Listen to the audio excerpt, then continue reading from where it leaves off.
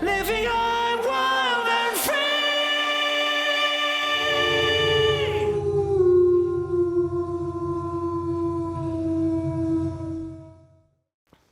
All right, so I'm just getting back from a week-long camping trip. I've thoroughly tested this out. I've driven about 120 kilometers. I have about another 40 to go, but I wanted to do a quick little video before the sun goes down here or I lose light. I have done a review on the snowmobile. If you would like to hear more in-depth detail about the snowmobile and my thoughts with it, I'll put a link in the description below. This is a 2024 Skandic with a 900 Ace, and it has the 20-inch track on it. I do have the cargo container. In here I have my fragile stuff, so I have my live scope. There's a battery, like a car battery for the live scope, and then some camera gear, all that good stuff. And then the auger holder, just like that. So the real point of this video is actually this sleigh right here. This is a Arctic Expedition 9.5 foot sleigh, and it's from a small company in the Yukon. They're not a sponsor. They have not paid me. I paid full retail value for this sled, and so this is my unbiased opinion on it. Now, I haven't been able to drive it in different conditions. The snowpack is actually pretty minimal. There's only a few inches of snow, and it's actually really crusted, as you probably can hear me crunching around. So it's not the most grueling conditions, but so far the sleigh has really held up very well. And this is about a week's worth of camping gear here. I'll cut right now to the actual details of what's in the sleigh and how I wrapped it all up right now. Here's the sleigh here, all packed up. I have huge rod case. I've got my stove. This is dry food here. This is food that I don't want to freeze. And then this is just like miscellaneous stuff in here, like batteries and tackle, pots and pans, that sort of stuff. Fuel here, shack, and clothes, sleeping bag, that sort of thing. You can see how nicely it all fits in here. This is enough gear. I've been out here for about a week, so a week's worth of gear. All right, so this is actually a technique that I used when I hiked into remote areas like the Boundary Waters Canoe area, which is a wilderness area where you can't take in motorized equipment. So I used to do this on just a much smaller scale, but the principles are the same, where I have all my gear in here and I just wrap it up like a burrito.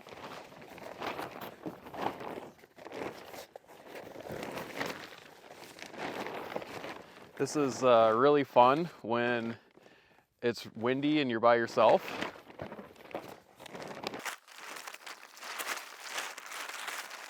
I find it best to leave a lot of extra in the front, because even though I have this shield here, there's going to still be overspray. I mean, there's not a lot of snow now, so it's going to be minimal overspray, but if there's a lot of snow, there's going to be spray all over here. So it's kind of nice to have a bit of extra slack on top like that.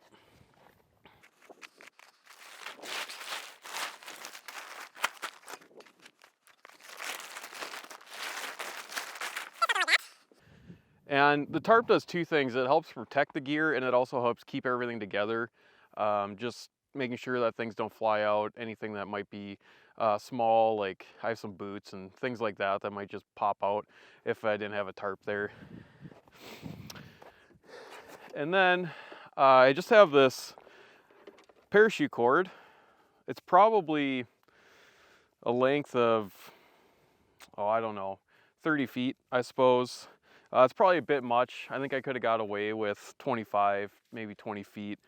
I cut a little extra just in case I really want to load the sleigh up. I think the sleigh is stable enough to handle being able to stack up even gear, you know, a little bit higher. Just have the heavy stuff towards the bottom. I think it would be able to handle that just fine. So I used quite a bit of parachute cord when I cut a length out.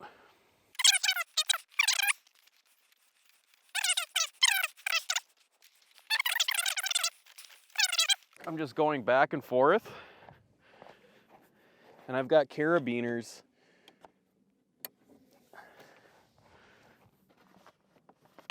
on both sides.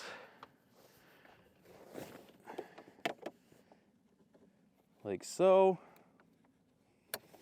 And I'm just keeping the parachute cord taut.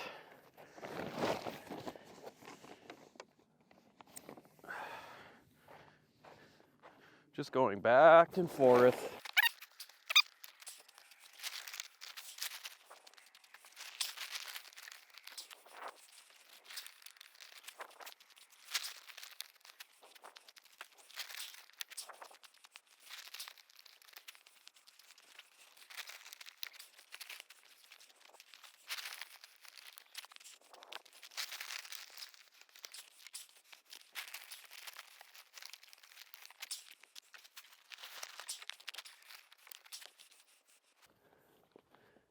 So this is a really handy knot.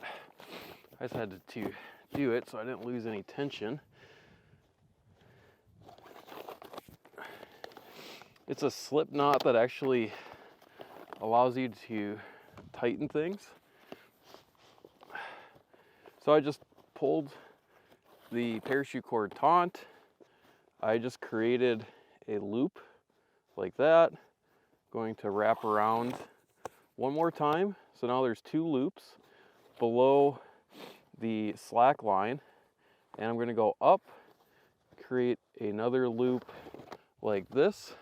So 2 loops down, 1 loop up, and pull tight. And now I have a knot that I can actually tighten up, and that'll hold for me while I'm bouncing down the trail. All right, so that is the gear all tucked away. I find that as long as I keep things tight as I'm looping, that it should hold. The knot might start to slip. I do check it, you know, every 20 miles or so just to make sure things aren't loosening up, but this all looks pretty darn good to me. I'm gonna go hit the trail. Okay, welcome back. So as you can see, even with the minimal snow, there is some still snow getting into the sleigh, but this guard here has done a really great job of blocking a lot of the overspray that's happening from the track. And the tarp, of course, is really helping keep everything together and also protect it from overspray with some fuel canisters in the back. So the hitch is actually a really ingenious design. So you have the OEM hitch from the trailer into the receiver, and then you have this pin right here, and then it's held in by this pin right there. This is hardened steel here, and then you have this V-shaped tongue, and this does really well at keeping this above the snow.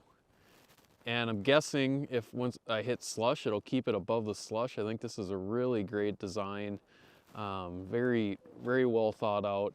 That helps keep all the snow right here traveling down under the sleigh, and you can see there's 3 guides right there to help keep the track going well on the sled.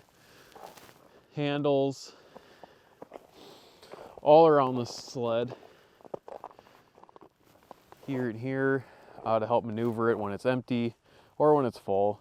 And the way I decided to harness all my gear is actually using carabiners here, with parachute cord, and the parachute cord's attached down here.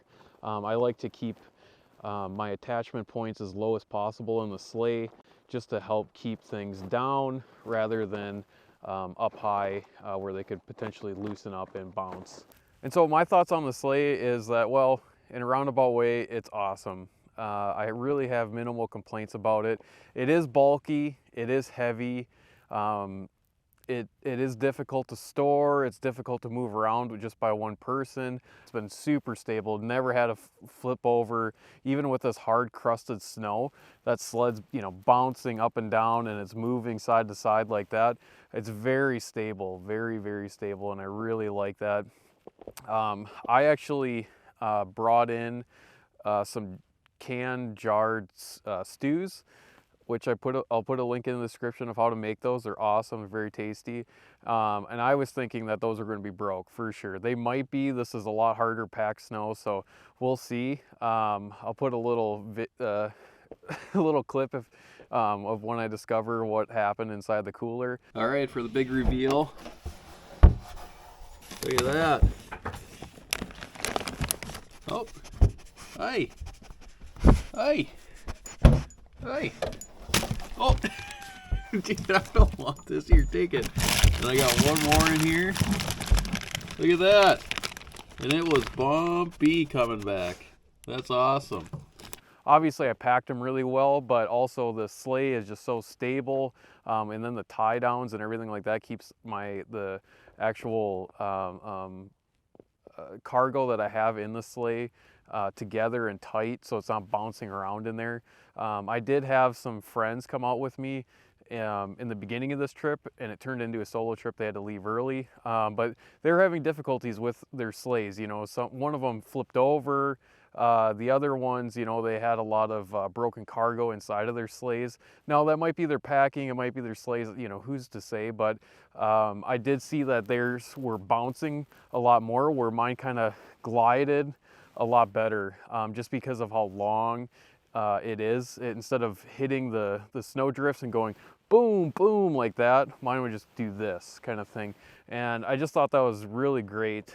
And just a little side note about when I called and ordered my sleigh, the owner actually talked to me personally, and he took time out of his day to discuss how I am going to use the sleigh, what conditions I'll be using it in, and my preferences of, you know, what kind of snowmobile I have, all these different factors, and suggested this exact sleigh. And I really, really appreciate that. Such a nice guy. And they got me the sleigh quickly, even before they actually quoted me the timeline. And it was the beginning of the season, which I was like, oh, good luck, I'm not going to get this thing until February kind of thing, because they probably have a bunch of orders. So I really appreciated that. So a lot of research went into the purchase of this snowmobile and the purchase of this sleigh, and I'm really happy with the results. They're both on the more expensive side, but to me, it's money well spent. This is stuff that I find really fun, and I want to enjoy it, and I also want to not be limited by my gear. So a good, reliable snowmobile and a very reliable, robust sleigh that can handle harsh conditions is paramount to me. Well, that was just a quick video. I wanted to give an update on the new equipment that I have and give my thoughts on it. This equipment is going to get me places that I've just dreamt of. all over northern Canada, and I can't wait to showcase that on my YouTube channel. So if you're not subscribed, do that now, because you're going to be missing out on some really wonderful content. Shout out to Yukon Expedition Sleds for the awesome equipment. I really appreciate the awesome customer service and the quality and the manufacturing of this equipment. So as always, keep living high, wild, and free, and I'll catch you next time.